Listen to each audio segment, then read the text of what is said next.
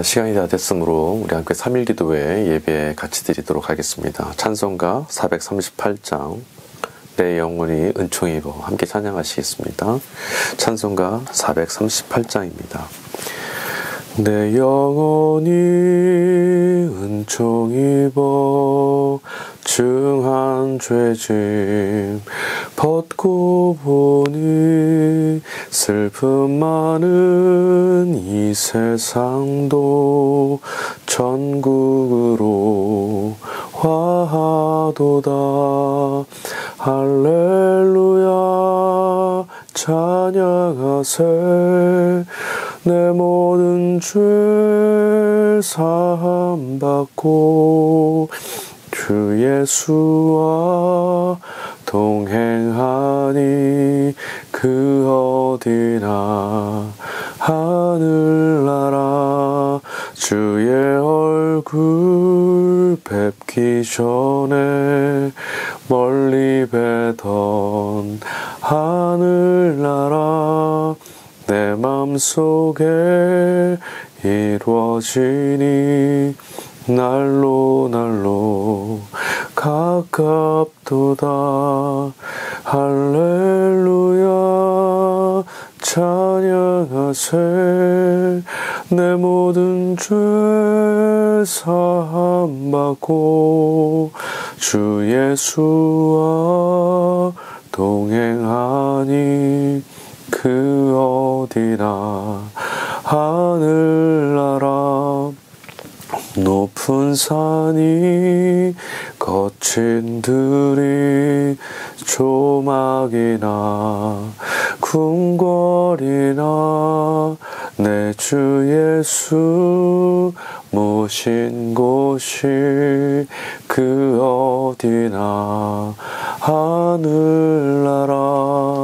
할렐루야 찬양하세. 내 모든 죄 사함 받고 주 예수와 동행하니 그 어디나 하늘나라.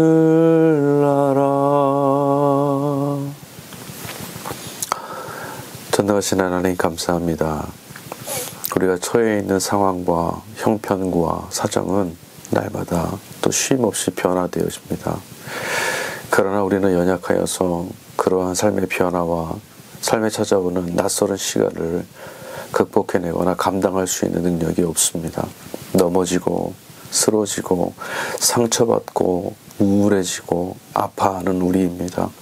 주님, 그러나 오늘 우리는 이 시간에도 다시금 주님을 향해서 나아갑니다.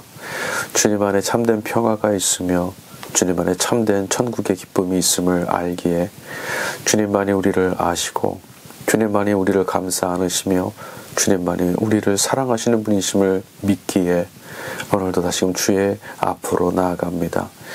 주의 말씀을 듣기를 원하고 주님께 배우기를 소망하며 주의 인도하심을 바라는 우리들의 갈망과 우리들의 소원과 우리들의 이 기도에 주님 응답하여 주시옵소서. 당신의 사랑하는 자녀들을 살아가는 삶, 주어진 형편, 감당하기 힘들고 낯설은 순간이 찾아올 때마다 주님 날마다 그것에 동행하여 주셔서 그 손길을 붙잡아 주시고 그 영혼을 보듬어 주시며 날마다 넉넉한 용기와 감사와 기쁨으로 주님이 인도하심을 믿음으로 따라갈 수 있도록 힘이 되어 주시고 능력이 되어 주시옵소서. 오늘 또 말씀을 함께 나눌 터인데 나누는 말씀이 우리 삶을 울리고 변화시킬 수 있는 새로운 전환점이 될 수 있도록 주님 들을 수 있는 귀와 또 깨달을 수 있는 마음과 실천하며 살아갈 수 있는 용기를 더하여 주시옵소서.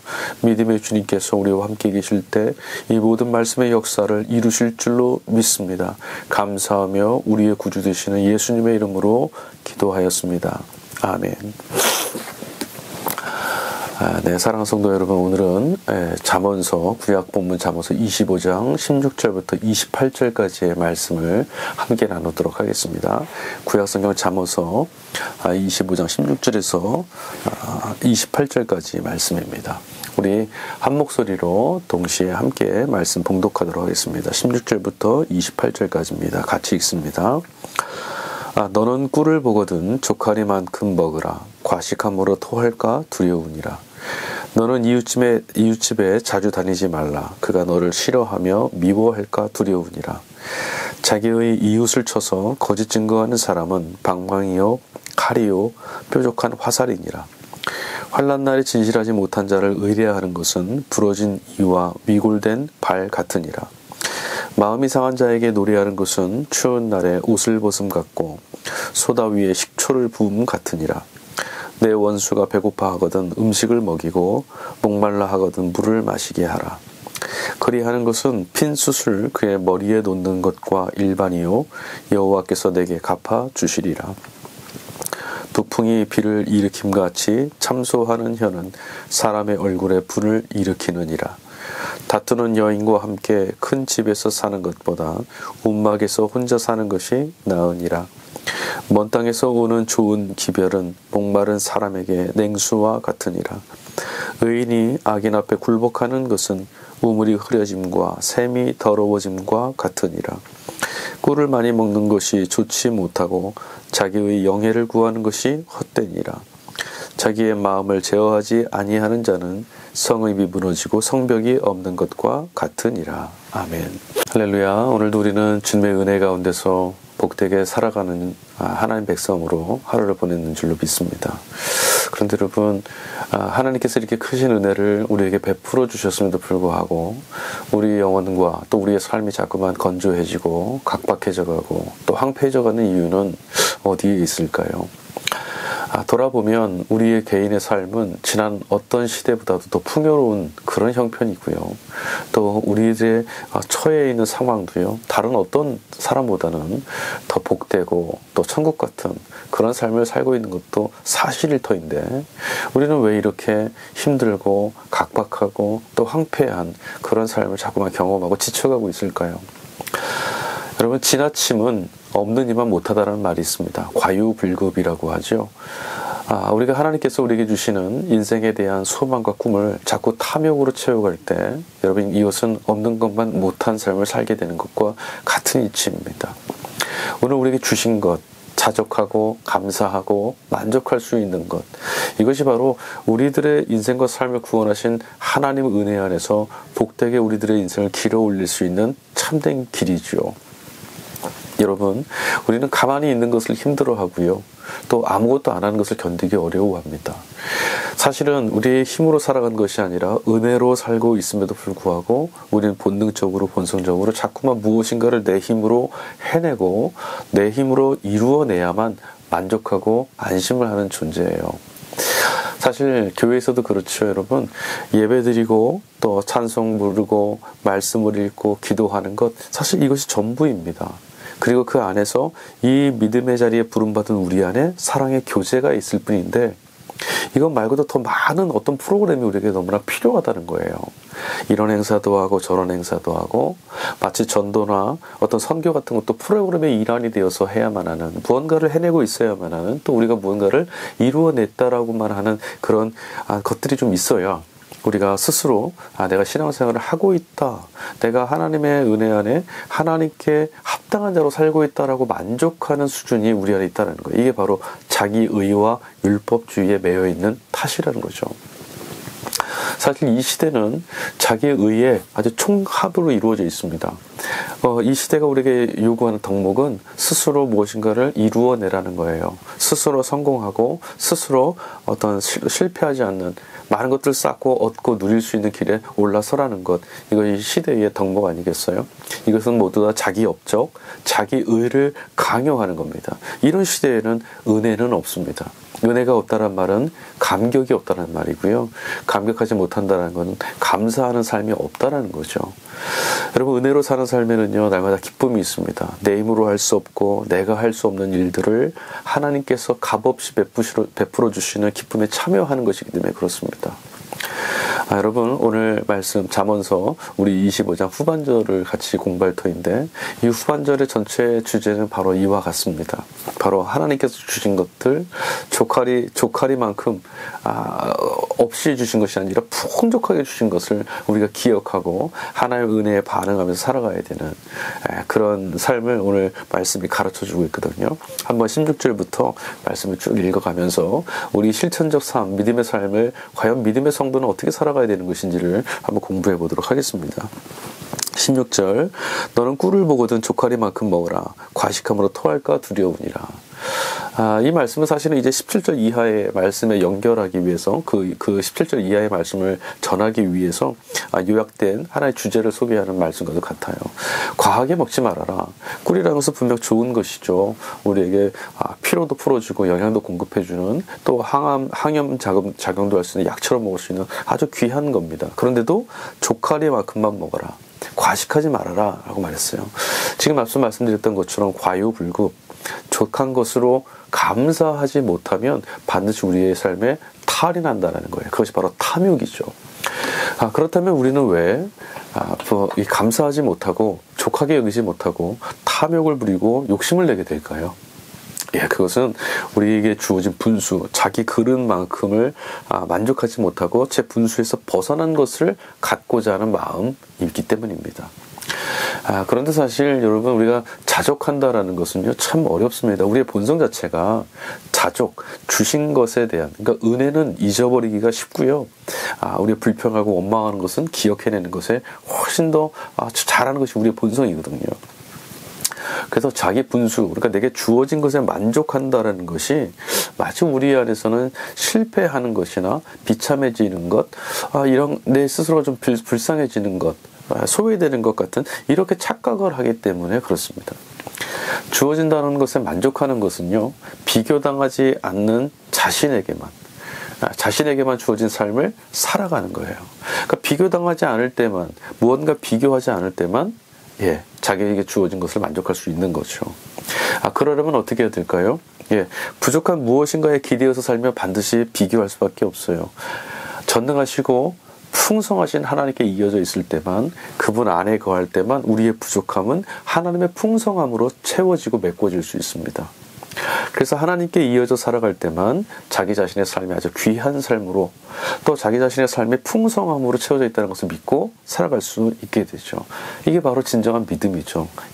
그러니까 여러분, 믿음을 갖는다는 것은 내가 오늘 어떤 형편에 있더라도 주어진 그 형편에 감사하고 하나님께서 주신 이 형편을 내게 족한 것으로 여길 수 있는 마음, 또 그렇게 살아가는 것, 이게 진정한 믿음이라고 할 수 있겠습니다. 17절입니다. 너는 이웃집에 자주 다니지 말아라. 그가 너를 싫어하며 미워할까 두렵다. 이웃집에 자주 다니지 말아라. 이것은 이제 관계에 관한 말씀이겠죠. 꿀을 많이 먹으면, 꿀도 아무리 좋은 것이지만 많이 먹으면 배탈이 나는 것처럼 이웃과의 관계도요, 여러분 허물없이 지내고 친밀감이 있고 너무 사이 좋은 관계이더라도 너무 과하게, 이 만남과 이 관계가 너무 과하게 가까워지고 너무 거리감이 무너지다 보면 불편해질 수가 있어요. 그래서 우리의 관계 안에는 늘 불안정함이 있다라는 거죠. 그래서 여러분, 적절한 거리감을 유지할 수 있는 것이 바로 이 관계를 유지하는 힘이에요.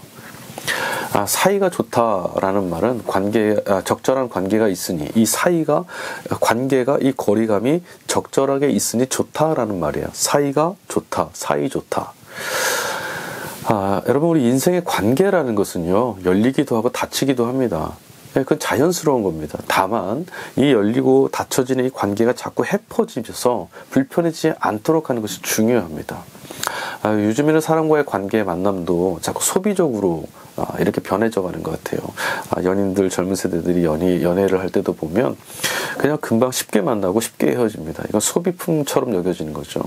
인간관계가 너무 헤퍼지면 우리의 존재 자체가 불안정해질 수밖에 없어요. 허무해지고 곤고해지게 됩니다. 어떤 관계가, 이 사이의 거리가 변화되지 않고 적절하게 유지될 수 있는 이 관계를 자꾸 만들어가고 이 관계 안에 우리가 서 있을 수 있다면 우리는 관계 속에 살아가는, 인간이란 말이 사이에 있는 존재라는 뜻이거든요. 그러므로 사람과 사람 사이에서 건강한 거리를 유지할 때 우리는 참 건강하게 복되게 삶과 관계를 만들며 살아갈 수 있다는 겁니다. 자, 18절입니다. 자기의 이웃을 쳐서 거짓 증거하는 사람은 방망이요, 칼이요, 뾰족한 화살이다. 방망이, 칼, 뾰족한 화살, 다 공격을 할 때 쓰는 아주 치명적인 무기들이죠. 그러니까 뭐 전쟁을 하거나 타인을 해할 때 쓰는 무기들입니다. 그러니까 굉장히 좀 치명적이라는 것을 말하고 있는 것인데, 이것이 뭐냐? 자기의 이웃을 쳐서 거짓 증거하는 것이 바로 이런 것과 같다라는 거예요. 이 거짓 증거한다는 것은 바로 위증하는 거잖아요. 거짓으로 말하는 겁니다. 이 위증을 하게 되면 그 증언의 반대편의 누군가에게는 반드시 치명적인 피해와 손실과 또 고통을 가져다 줄 수 있다는 표현입니다. 진실을 숨기는 자가 있고요. 또 진실을 밝혀내려고 하는 사람들이 있습니다. 그리고 그 사이에 끼게 되면 반드시 그 둘 중에 어느 편인가에는 우리도 서게 돼 있어요. 그래서 어느 편을 위해서 말할 것이냐, 진실을 말할 것이냐, 아니면 위증을 하게 될 것이냐. 그러나 여기서 본문에 지금 중요한 것은 위증을 하는 것은 타인을 죽이는 행위와 같다라고 했습니다. 살인 행위와 같다라는 거예요. 그래서 거짓 증언하지 마라 하나님도 말씀하시죠. 거짓 증언하지 않기 위해서는 진실, 진리에 내 영혼의 닻이 건강하게 뿌리내리고 있어야만 가능합니다. 그렇지 않으면 위세에 눌려서 또는 기만에 눌려서 두려움 때문에 거짓 증언할 수도 있어요. 그리고 또 그것보다 더 중요한 것이 있죠. 어느 것이 진실인지를 분별할 수 있는 시선도 굉장히 필요하죠. 우리의 영혼과 우리들의 그 바라봄의 자리가 늘 하나님 말씀 앞에서 늘 다루어지고 조율되어서 옳고 그름을 잘 분별할 수 있고 있는 그대로의 것들을 드러낼 수 있는 빛으로서의 역할을 다할 수 있어야겠습니다.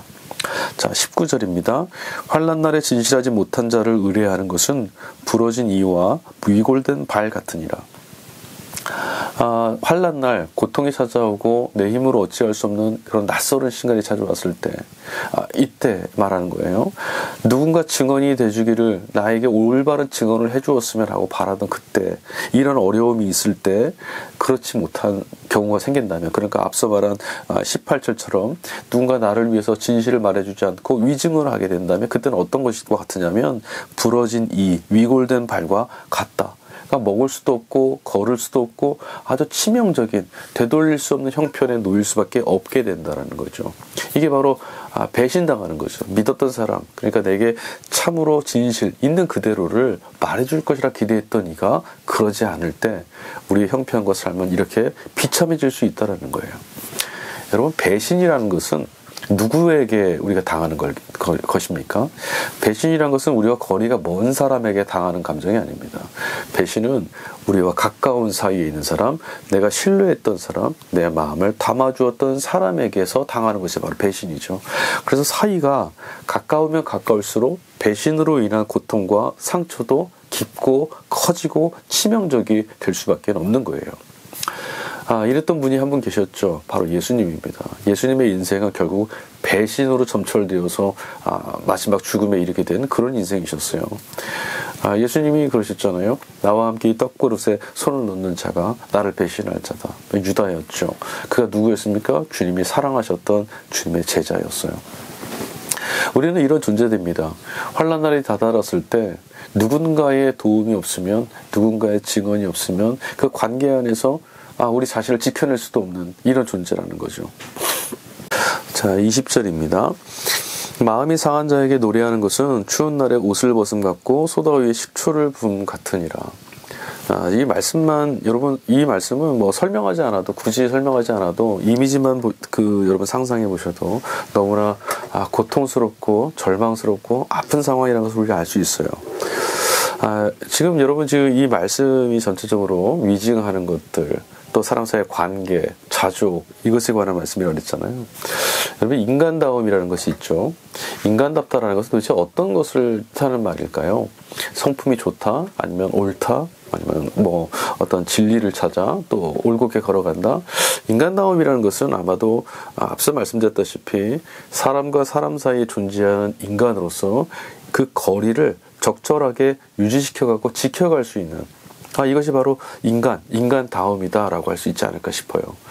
그러니까 누군가의 관계에 우리가 요구를, 그 자리에 요구를 받을 수 있어요. 그 요구에 부응해서 적절하게 그 거리감을 지켜갈 수 있는 책임을 지는 것, 이것은 인간다움이죠. 그리고 또 누군가에게 나 홀로가 아니라 누군가와의 사이에 거리감을 요구할 수 있는 것도 우리에게 필요한 거예요. 인간다움은 결국은 우리 누군가에게 우리가 도움을 받기도 하고 또 그 관계에서의 우리가 요구받는 것들을 책임을 다할 수 있는 그런 책임성을 지켜가는 것. 이것이야말로 진짜 인간다움이라는 거죠. 나 혼자 잘 먹고 잘 산다. 이것은 인간다움이 아니에요. 그것을 추구하는 것은 짐승들도 그리하지 않습니까? 진짜 인간다움은 관계 안에서 나의 권리와 나의 이익과 나의 또 기쁨을 누리기도 하고 그 관계를 통해서 내가 누군가의 이익과 누군가의 기쁨, 누군가의 행복, 누군가의 안전을 위해서 내게 요구되고 부응되는 그 책임을 다 완수하는 거죠. 인간은 책임적인 존재예요. 그래서 우리 서로에게도 책임적인 존재이고요. 하나님께 대해서도 우리는 책임적인 존재여야 됩니다. 인간은 자기에게 요구되는 것, 그러니까 이 책임을 요구받는 것들에 응답하면서 결국 점점 인간으로서의 하나의 존재로서 거듭나게 되는 거예요. 일전에는 자기의 본성에 태어났을 때는 본성에만 추구하며 살다가 이제 성장하게 되면 교육도 받고 또 가정에서 필요한 것들 요구받게 되고 사회 안에서의 우리에게 요구받는 것들을 응답하게 되고요. 건전한 시민으로 한 사람으로 성장하고 이제 결국 어디까지 갑니까? 하나님께서 요구하시는 인간상에 대해 응답하는 데까지 우리 나아가게 되는 거예요. 그러면 결국 우리 개개인은 다 서로 관련성이 없는 너는 너이고 나는 나다 이렇게 존재되는 존재가 아니라는 거예요. 우리는 서로에게 있어서 해야 될 것을 해줘야 되고 하지 말할 것을 하지 말아야 되는 그런 책임적 관계를 지키고 살아가야 된다는 것. 그럼 이것을 우리는 잊지 말아야 합니다. 우리가 선행을 베푼다는 것도 결국은 뭐죠? 책임적 요구에 응답하는 책임적 삶. 이것이 바로 인간다움, 내게 요구되는 인간다움의 삶이기 때문이라는 거예요. 자, 이제 21절, 22절 말씀 읽어볼게요.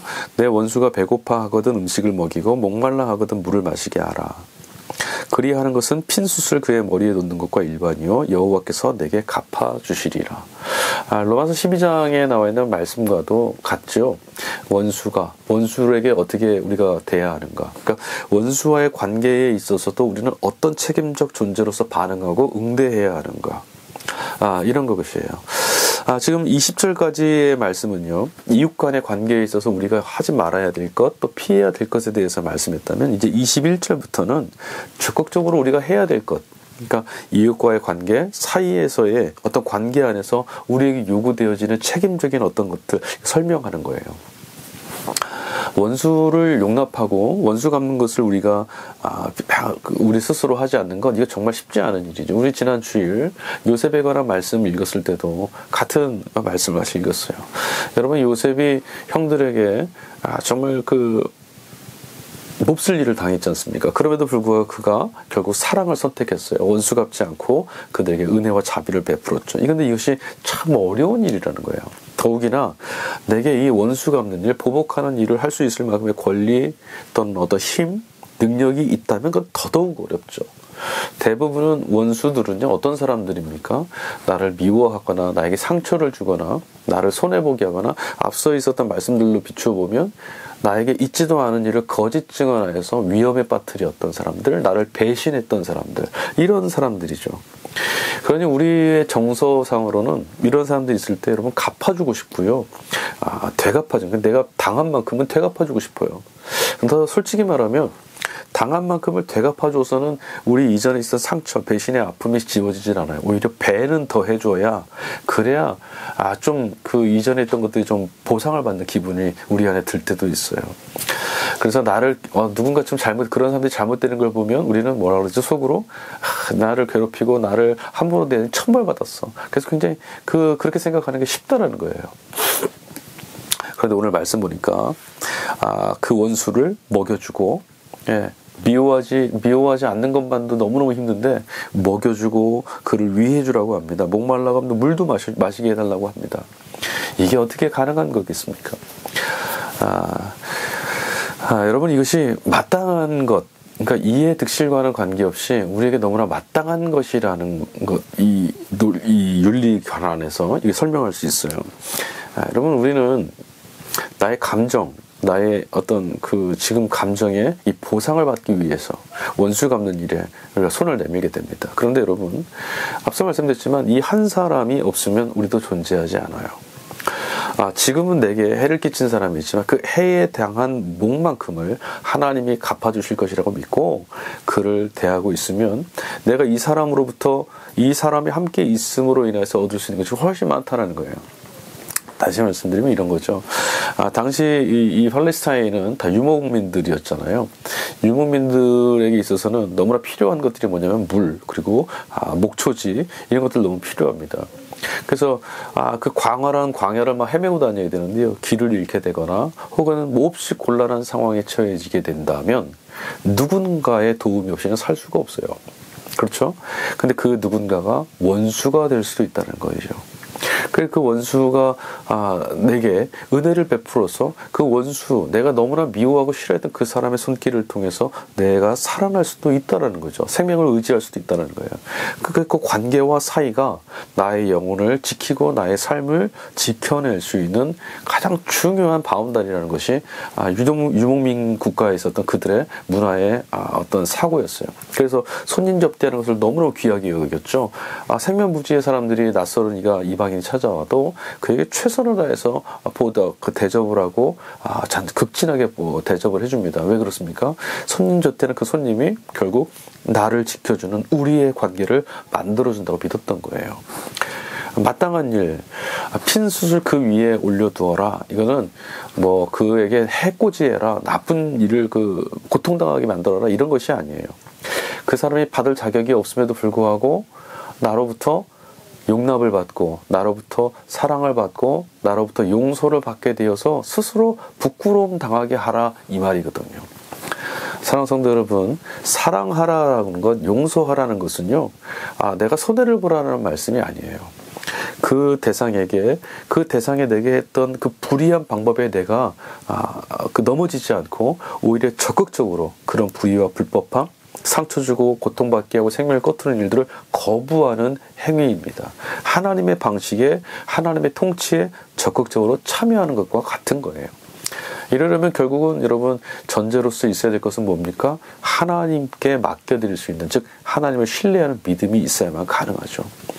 하나님께 맡겨드리는 것은요, 결국은 우리 영혼이 억울함이 자꾸 쌓여가는 것이 아니라 더 큰 기쁨과 더 큰 보상이 채워지는 것을 경험하는 길이기도 합니다. 자, 23절 24절입니다. 북풍이 비를 일으킴같이 참수하는 혀는 사람의 얼굴에 분을 일으키느니라.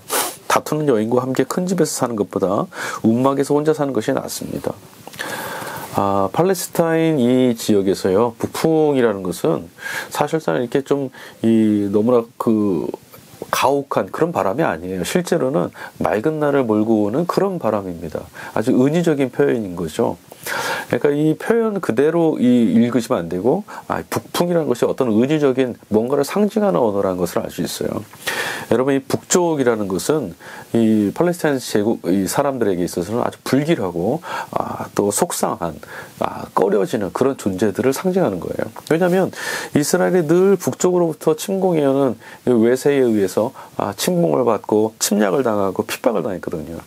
그래서 이 북쪽에서 불어오는 바람, 것은 북풍은 결국 뭐냐면 느닷없이 찾아오는 불행들, 어느 날 갑자기 찾아오는 우울하고 암울한 현실들, 이런 걸 상징하는 거예요. 참소하는 혀는 어떤 것입니까? 참소하는 혀는 있지도 않은 말을 거짓으로 막 증언하는 거죠. 앞서 말했던 위증하는 것과 같은 거예요. 그 위증을 넘어서 거짓으로 뭔가를 이제 고발하는 것도 바로 참소입니다. 이 참소하는 혀 때문에 결국은 어떤 일이 벌어지냐면 그 참소당하는 자는 아주 치명적인, 돌이킬 수 없는 손해와 피해를 입게 될 수 있는 거예요. 치명상이죠. 다시 말하면 계속해서 이제 말씀드려왔지만 우리들의 말이라는 것, 우리들의 그 언어라는 것이 얼마나 중요한 역할, 얼마나 중요한 것인지를 다시 설명하는 말씀이라고도 할 수 있어요. 여러분, 말을 듣는 것도, 잘 듣는 것도 참 중요한 일이지만 말을 잘하는 것도 참 중요하다고 말씀드렸어요. 우리의 언어 안에는 늘 그리스도의 편지가 되어서 세상 안에 하나님의 은혜와 사랑, 정말 그 복된 것들을 나누어 줄 수 있는, 생명을 나누어 주는 언어가 가득 찰 수 있기를 간절히 소망합니다. 성령이 임하셔서 교회에 임하셔서 처음 임하셨을 때 사람들이 각 사람의 말을 바꿔놓으셨죠. 방언했어요. 그러나 하늘의 언어, 즉 생명의 언어가 이제 담기게 됐다는 거예요. 그래서 그들이 이제 예수의 제자, 공동체, 증인 공동체가 될 수 있었던 것 아닙니까? 우리들의 언어 안에도 생명을 살리는 언어가 가득 찰 수 있기를 간절히 소망합니다. 자, 25절 말씀입니다. 먼 땅에서 오는 좋은 기별은 목마른 사슴에게 냉수와 같다. 먼 땅에서 오는 좋은 기별은 목마른 사람에게 냉수와도 같다. 이 먼 땅에서 오는 좋은 기별, 얼마나 기다리고 얼마나 오랜 기간을 마음에 품고 있었던 그런 설레임이냐, 이런 것이죠. 기다림은 여러분 설레임이 될 수 있습니다. 그러나 이 설레임이 조바심을 가져다 줄 수도 있어요. 그러니까 무엇인가를 자꾸 기다리고 인내하는 이 마음, 이것이 막연해지면 안 되고요. 또 이것이 뭔가를 좀 끝끝내 이루어내며 지켜내고 있어야 된다라고 하는 이 의무감이나 이런 것에 짓눌려도 안 됩니다. 기다림에는 두 종류의 기다림이 있어요. 첫 번째는 정말 어떤 일이 이루어질지, 어떻게 될는지, 무엇이 있을지 모르는 그냥 막연한 기다림이 있을 수 있습니다. 그런 기다림은 우리 인생과 삶을 자꾸 허무하게 만들고요, 조바심에 휩싸이게 만듭니다. 그리고 이런 것들을 다르게 말하면 파괴적인 기다림이라고 그래요. 오늘을 자꾸 등한시하고 있지도 않을 무엇인가에 대해서 막연하게 기다리는 것은 자꾸 오늘의 시간을 파괴하는 그런 결과를 낳을 수도 있다는 거예요. 그런가 하면 또 한편의 기다림은 뭐냐면 인내하고 또 참고 품고 기다리는 거죠. 이 기다림은 어떤 것이냐면 그 기다림의 대상이 너무나 분명할 때, 그래서 그것을 기다림이 끝끝내 열릴 때까지 참고 기다리면서 살아내는 것, 이런 기다림, 바로 성도의 기다림 아니겠어요? 이런 기다림이 있는 사람들에게 먼 곳에서 들려오는 소식이 있다면 그것이 얼마나 큰 위로가 되겠습니까? 이런 기다림이 없다라면 위로가 되지도 않아요. 이런 기다림을 갖지도 않았던 사람에게는 그건 별로 기쁜, 내 마음의 위로가 되는 그런 소식이 아닐 수 있습니다. 여러분, 우리는 사람들 앞에 어떤 소식을 가져다주는 사람일까요? 우리 인생과 삶은 누군가에게, 정말 그 기다리고 있는 누군가에게 위로가 될 수 있는 그런 소식이 될 수 있을까요?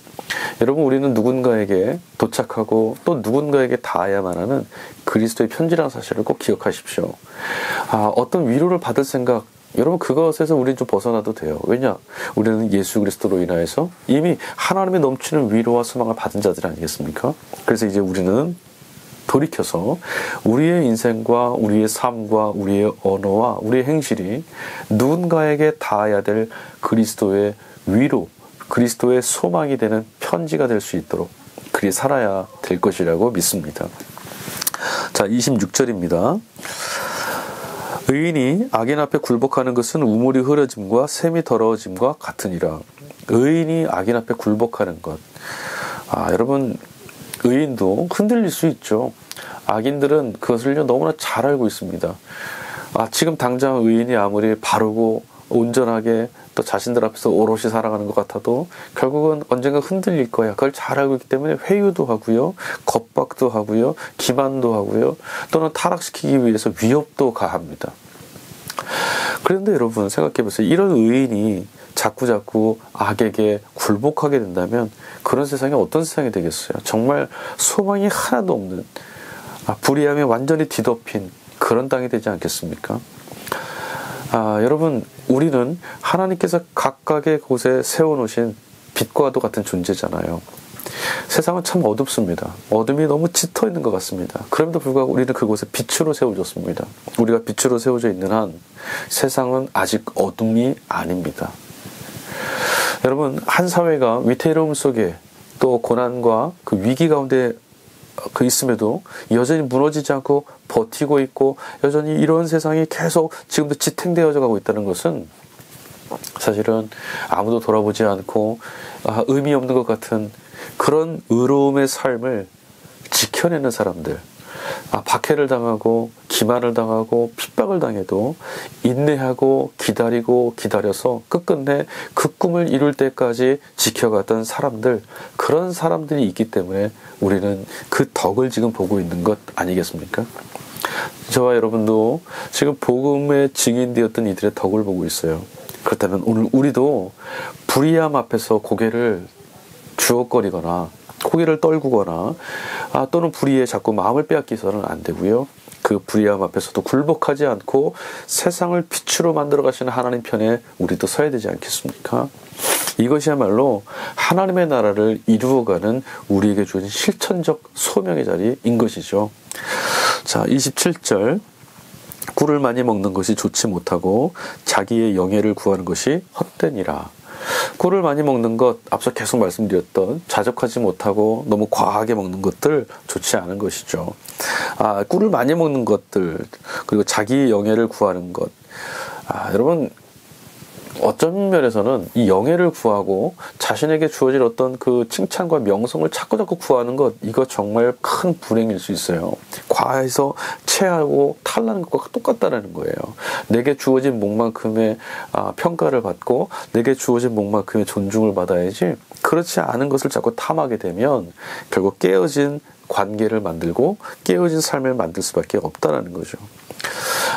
우리 자신이 한 일보다 더 많은 평가를 받고 우리 자신이 한 것보다 더 많은 존중을 받게 된다는 것, 여러분, 누군가의 칭찬을 받게 되면 마치 그 칭찬의 내용이 나를 제대로 내 자신은 맞아, 그런 존재지, 이렇게 우리를 착각하게 만듭니다. 그런 착각에 빠지면 곤란합니다. 사람들이 보는 것은 온전하지 않고요, 내 자신도 내 자신을 온전히 알지 못해. 오히려 그런 것들이 자꾸 나를 돌아서지 못하도록, 돌이켜보지 못하도록 병들게 만들 수도 있어요. 그래서 우리는 늘 스스로를 자꾸 돌아보면서 내 걸어온 걸음을 돌아보면서 부족함을 기억해낼 수 있어야 합니다. 난 참 온전해, 난 참 잘 걸었어, 이것이 아니라 난 참 부족하고 난 참 깨어지기 쉬웠고 난 또 누군가에게 비틀거리고 있었는데 하나님의 은혜로 살아왔다, 이런 고백이 너무너무 필요하다는 거죠. 그렇지 않으면 쉽게 망가지고 맙니다. 결국 탈나는 것처럼 그 인생 자체가 후회와 또 고통, 또 누군가에게 상처가 주는 그런 삶이 되고 말 수밖에 없다는 거예요. 사랑하는 성도 여러분, 성령의 열매 중에 절제라는 것이 있어요.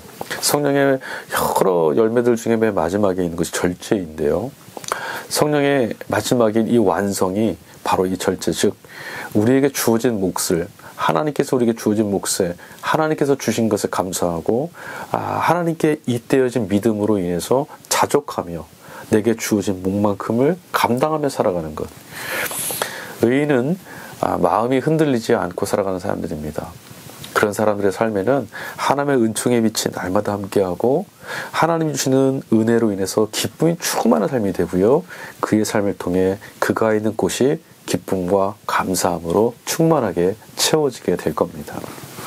사랑하는 성도 여러분, 오늘 하나님께서 내게 무엇을 해주셨는가, 왜 나에게는, 이런 질문을 하는 것이 아니라 하나님께서 주신 것들을 발견하고 받은 은혜를 세워보고 그것에 감사하면서 또 우리와 함께하는 누군가와의 사이의 관계 안에 우리가 부름을 받았다는 것을 기억하면서 주어진 부름의 자리에서 우리 각자의 몫을 잘 감당해 나갈 수 있는 우리 모두가 될 수 있기를 간절히 바랍니다. 너는 너, 나는 나, 나만의 인생, 이건 세상이 가져다주는 이야기고요, 우리는 모두 한 분 하나님께로부터 부름을 받은 하나님의 백성들입니다. 그 백성이라는 것을 우리가 실천 가운데, 삶의 실천 속에서 경험할 때 우리는 참으로 기쁜 하나님의 은혜 안에 있다는 것을 실감하게 될 겁니다. 오늘 하루도 주님의 은혜 안에서 이렇게 살아갈 수 있기를, 평생에 사는 길을 이 부르심의 말씀을 쫓으며 살아갈 수 있기를 간절히 주의 이름으로 축복합니다. 우리 찬송가 279장 우리 같이 부르시고 기도하면서 3일 기도에 마치도록 하겠습니다. 찬송가 279장입니다. 찬송가 279장 우리 찬양하시고 기도함으로 3일 기도에 모두 마치도록 하겠습니다. 찬송가 279장입니다. 인내하신 구세주여, 내가 비오니 죄인오라 하실 때에 날 부르소서. 2절 자비하신 보좌 앞에 굴 엎드려 자복하고 회개하니 믿음 주소서. 주여 주여 내가 비오니 죄인노라 하실 때에 날 부르소서. 주의 공로 의지하여 주께 가오니 상한 마음을 고치시고 구원하소서. 만복 구원 우리 주여, 만복 구원 우리 주여,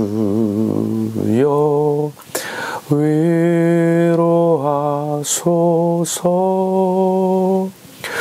우리 주와 같으시니 어디 있을까. 주여 주여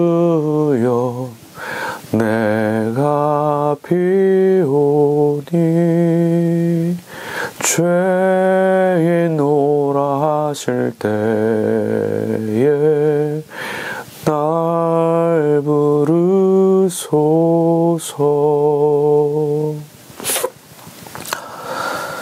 하나님 감사합니다. 우리에게 주신 은혜가 너무나 크고 하나님 베풀어 주신 한없는 자비하심이 우리 인생에 너무나 족한데도 우리는 감사하고 자족하지 못하며 살아왔습니다. 늘 불평하고 또 누구와 비교하면서 스스로의 인생을 값없이 절망원의 수렁으로 몰아넣었었습니다. 주님, 우리의 은혜를 베푸셔서 우리 영혼의 눈을 밝혀주시고 주시는 은혜가, 하나님 자녀로 불러주신 은혜가 얼마나 큰 것인지를 기억하게 해주시옵소서. 날마다 주 은혜에 기대어 살아가게 해주시고 날마다 그 기쁨을 길어 올리며 살게 하셔서 구원하신 우리의 삶이 이 세상에 고통받고 죄와 죽음에 붙들려 시달리고 있는 누군가에게 그리스도의 편지, 그리스도의 구원의 복된 소식이 될 수 있도록 주여 우리의 삶을 합당하게 사용하여 주옵소서. 주신 우리의 관계와 삶의 자리에 부르심에 응답하는, 책임에 응답하며 살아가는, 적절한 거리감을 지키며 응답하며 살아가는 책임성 있는 존재가 되게 해주셔서 주님 보시기에 합당한 이 땅 위에 반드시 있어야 되고 주님 가라하신 곳을 짊어지며 걸어갈 수 있는 하나님의 온전한 부르심에 합당한 그런 백성 될 수 있도록 주여 우리의 걸음을 지켜 주시옵소서. 우리를 부르심에 후회함이 없으시도록 부르신 이에게 기쁨이 넘쳐날 수 있도록 주님 마음에 여름 냉수처럼 시원한 존재가 될 수 있도록 우리의 걸음을 이끌어 주옵소서. 언제나 함께 계셔서 우리 성도들의 삶을 지켜주시고 저들의 삶에 하나님만이 주실 수 있는 기쁨으로 충만케 하셔서 하나님이 열어가시는, 하나님이 부르시는 내일의 주인공이 될 수 있도록 날마다 주여 이 걸음을 지켜 주옵소서. 함께 해주실 줄을 믿사오며 거룩하신 주님 예수 그리스도 이름으로 기도하였습니다. 아멘. 주기도문 하겠습니다. 하늘에 계신 우리 아버지여, 이름이 거룩히 여김을 받으시오며 나라에 임하옵시며 뜻이 하늘에서 이루어진 것 같이 땅에서도 이루어지이다. 오늘날 우리에게 일용할 양식을 주옵시고 우리가 우리에게 죄 지은 자를 사하여 준 것 같이 우리의 죄를 사하여 주옵시고 우리를 시험에 들게 하지 마옵시며 다만 악에서 구하옵소서. 대개 나라와 권세와 영광이 아버지께만 영원히 있사옵나이다. 아멘.